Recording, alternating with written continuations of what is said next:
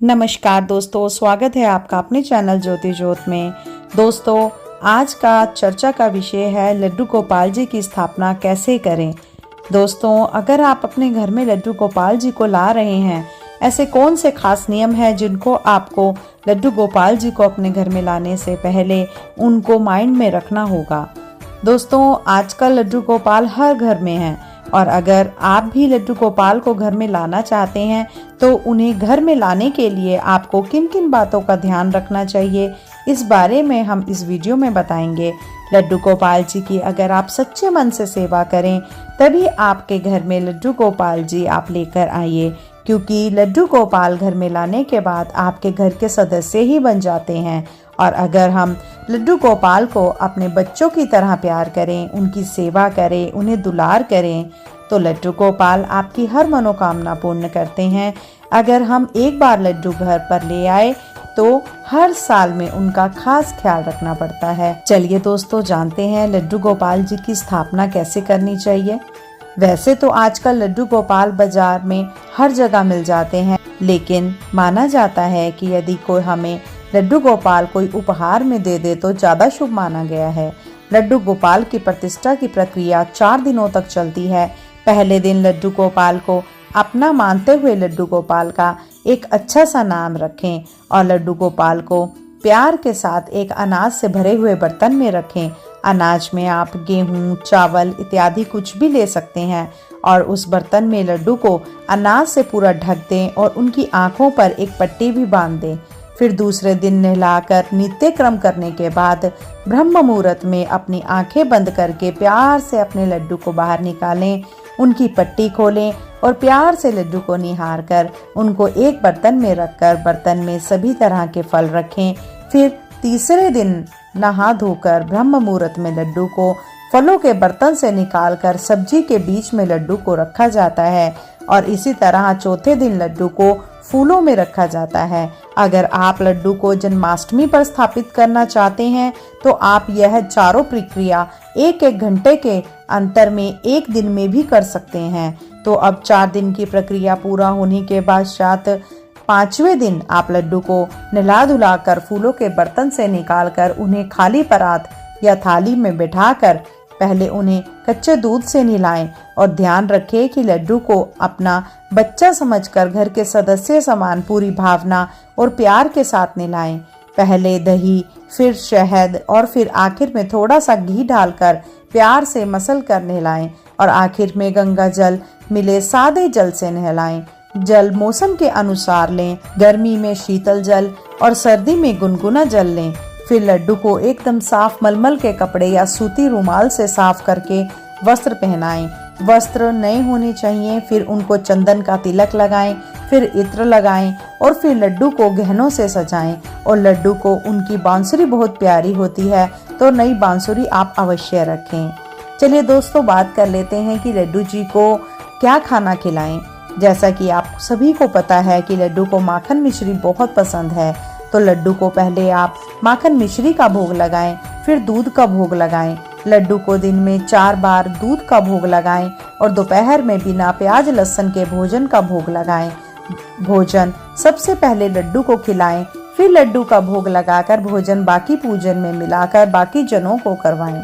इसी के साथ साथ दोस्तों, हम यह भी जानते हैं कि लड्डू की पूजा कैसी करनी चाहिए। लड्डू गोपाल की पूजा करते समय सबसे पहले हम जो भी पूजा करें सच्चे दिल से और मन से करनी चाहिए। पहले लड्डू को चंदन का तिलक लगाएं, फिर धूप दिखाकर पूजा करें, लड्डू को फूल अर्पित करें, फिर आरती करें। लड्डू की आरती दोनों समय करनी चाहिए, सुबह और शाम को आरती करें और रात को लड्डू को दुलार कर कर सुलाएं, जैसे आप अपने बच्चों को सुलाते हैं। और जैसा कि सभी को पता है, लड्डू को राधा नाम बहुत अच्छा लगता है और लड्डू को सुलाते हुए उठते समय राधे राधे जरूर बोलें। उसके पश्चात सुबह ब्रह्म मुहूर्त में नहा धोकर लड्डू गोपाल को प्यार से उठाएं। श्री लड्डू गोपाल जी को पानी पिलाकर उन्हें प्यार से राधे राधे बोलें और फिर उन्हें नया लाकर और फिर उन्हें नहला धुलाकर मस्त कपड़े पहनाएं, फिर से उन्हें चंदन का तिलक लगाएं, इत्र लगाकर उनका श्रृंगार करें और फिर उन्हें फूल चढ़ाएं। इसके साथ धूप जलाकर उनकी पूजा करें और फिर अपने लड्डू को माखन, मिश्री, दूध और मेवे का भोग लगाएं। फिर लड्डू जी की आरती शुरू करें। इसी के साथ साथ दोस्तों, मैं आपको इस वीडियो में यह भी बताऊंगी कि लड्डू गोपाल जी को हमें कैसे सुलाना चाहिए। लड्डू को दोपहर में भी बिना लहसुन प्याज के भोजन का भोग लगाएं और शाम को दूध का भोग लगाएं। फिर रात को भी दूध का भोग लगाकर लड्डू को दुलार से प्यार से थपकी देकर सुला दें और अगले दिन फिर से वैसी ही पूजा करें। आजकल लड्डू गोपाल के लिए तरह तरह के वस्त्र, सिंहासन, बिस्तर, पगड़ी, मुकुट आदि बड़े इजीली बाजार में मिल जाते हैं। हर जन्माष्टमी को उस मूर्ति को बदलकर दूसरी मूर्ति लाई जाती है। लड्डू गोपाल जी का एक छोटे बच्चे की तरह लालन पालन किया जाता है और उसका खूब ख्याल रखा जाता है। लड्डू गोपाल जी को घर में रखने के कुछ खास नियम जरूरी हैं, जिनका पालन करना हर भक्त के लिए जरूरी है। चलिए जानते हैं वह नियम कौन से हैं। दोस्तों, आमतौर पर सभी हिंदू घरों में रोजाना लड्डू गोपाल जी की पूजा की जाती है। उन्हें निलाया जाता है, वस्त्र पहनाए जाते हैं और भोग लगाया जाता है। भगवान की पूजा से जुड़े भी कई नियम होते हैं। जिन घरों में लड्डू गोपाल की पूजा होती है, उन घरों में इन नियमों का पालन करना बहुत जरूरी है। आज हम आपको बताने जा रहे हैं ऐसे जरूरी 5 नियम जिनको आपको फॉलो करना बहुत जरूरी है। तभी कृष्ण जी का आशीर्वाद आप तक बना रहेगा और हमारे ठाकुर महाराज आनंद फील करेंगे।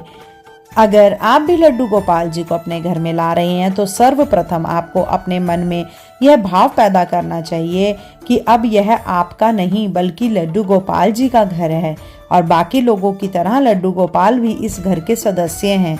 इसके बाद रोजाना नियम से उन्हें सुबह ही स्नान कराएं और रोजाना उनके वस्त्र बदलें। ध्यान रहे कि हमें लड्डू गोपाल जी के लिए ठीक उसी तरह की दिनचर्या का पालन कराना चाहिए जैसा कि घर के बाकी सदस्य करते हैं। वह भी आपके घर के सदस्य हैं। अगर आप बाहर से खाने पीने की कोई वस्तु या फिर कोई अन्य चीज लेकर आ रहे हैं तो सबसे पहले आप सबसे छोटे सदस्य लड्डू गोपाल जी का भोग जरूर लगाएं। उन्हें घर का सबसे प्यारा और राज दुलारा सदस्य माना जाता है। यह मानते हुए घर में बनने वाले सभी पकवान या फिर खाना सबसे पहले आप लड्डू गोपाल जी को ही दें। इसके पश्चात संध्या के समय रोजाना नियमित रूप से संध्या आरती करें, भोग लगाएं। लड्डू गोपाल जी की पूजा में एक भी दिन का अंतराल नहीं होना चाहिए। अगर आप किसी काम से घर के बाहर जा रहे हैं तो इस बात का ध्यान अवश्य रखें कि घर की एक चाबी लड्डू गोपाल को देकर जाएं और ये प्रार्थना जरूर करके जाएं कि हे प्रभु, आप इस घर की रक्षा करना। आप चाहे तो ऐसा भी कर सकते हैं कि अपने किसी करीबी पड़ोसी को लड्डू गोपाल जी को सौंप कर जाएं ताकि वह रोजाना आपका भोग और पूजा कर सके और उनका ध्यान रख सके। जब हम भी कहीं बाजार जाते हैं तो घर के बच्चों के लिए खिलौने लेकर आते हैं ना, ठीक उसी प्रकार आप भी लड्डू गोपाल जी के लिए कुछ खिलौने ले आएं। उसी प्रकार से आप बाजार जाएं, जैसे अपने बच्चों के लिए खिलौने लाते हैं वैसे ही लड्डू गोपाल जी के लिए भी नन्हे नन्हे खिलौने लेकर आएं और समय निकाल कर स्वयं भी उनके साथ खेलें। हो सके तो लड्डू गोपाल जी को अपने साथ समय समय पर घुमाने भी लेकर जाएं।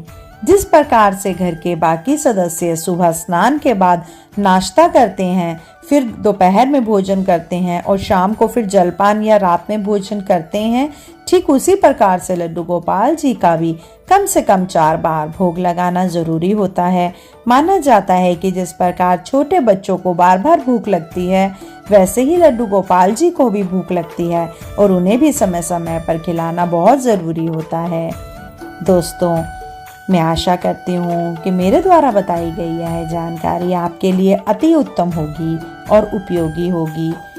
मेरे से आपको किसी तरह का कोई भी प्रश्न करना हो, दोस्तों, अगर आपके मन में किसी तरह का कोई भी क्वेश्चन लड्डू गोपाल जी की स्थापना से लेकर है तो आप मुझे कमेंट बॉक्स में जरूर पूछिएगा।